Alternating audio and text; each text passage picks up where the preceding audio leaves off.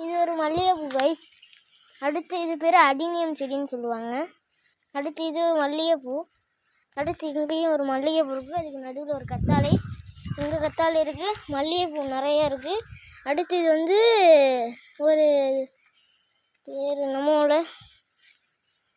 அதில் உள்ள பழத்தை மட்டும் எடுத்து காமிக்கிறாங்க. பழம் இல்லை, நெல்லிக்காய் மரம். சரி, அடுத்து இது வந்து ஒரு பூ மரம். இது ஒரு பூ மரம் மாதிரி வளரும். அடுத்து இது ஒரு கத்தாழை, இது ஒரு கத்தாழை. இது வந்து இந்த பூ இட்லி பூ மாதிரி இருக்குது. அடுத்தது தான் மல்லிகைப்பூ. இதுவும் ஒரு இட்லி பூ வகையை சேர்ந்தது. அடுத்து இது மல்லிகைப்பூ இங்கேயும் இருக்குது. அடுத்து இது ஒரு வகையான கத்தாழையின் வகைன்னு தான் நினைக்கிறேன். அடுத்து மருதாணி. அது என்ன செடின்னு தெரிஞ்சால் நீங்கள் கமெண்டில் போடுங்க. இது என்ன செடின்னு தெரில. சரி கைஸ், பாய். இந்த வீடியோவை பிடிச்சிருந்தா கள்ளி செடி பாருங்கள், இதில் கை வைக்க முடியாது. இதை நான் காமிக்க மறந்துட்டு அப்படியே போயிட்டேன் கைஸ். இதுக்கு பேர் தான் துன்பப்பூ. இதில் வந்து தேன் இருக்கும். இது மழை காலத்தில் தான் அதிகமாக இருக்கும். வெயில் காலத்தில் ஏதாச்சும் ஒரு மூலையில் அங்கே தான் இருக்கும்.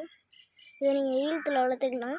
இது அப்படியே நம்ம ஒரு கீஸ் கவரில் அப்படியே கட்டி வச்சோன்னா அதில் ஒரு தேன் மாதிரி வரும். அதை குடித்தோன்னா சளிக்கு செமையாக இருக்கும். இது அப்படியே பச்சையை கூட இந்த இலையை மட்டும் திங்கலாம்.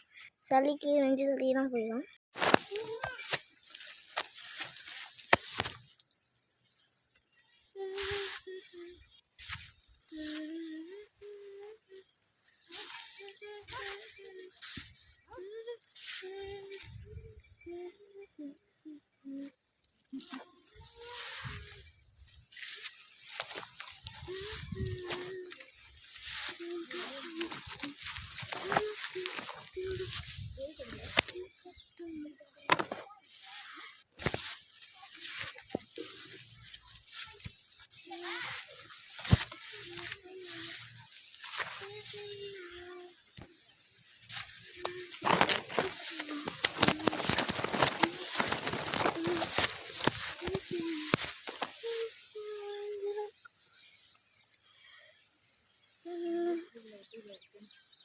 அடுத்து இதையும் இது பண்ணுறேன். இது கொஞ்சம் முரட்டு காலை, என்னால் பிடிக்க முடியாது, இழுத்துக்கிட்டு போயிடும். சரி,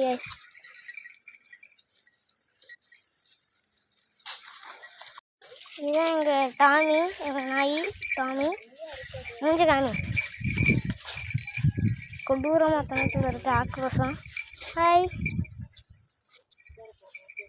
சரி, அடுத்து பார்ப்போம் கைஸ்.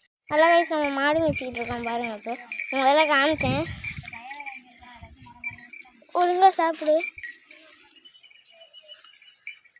சரி கைஸ்.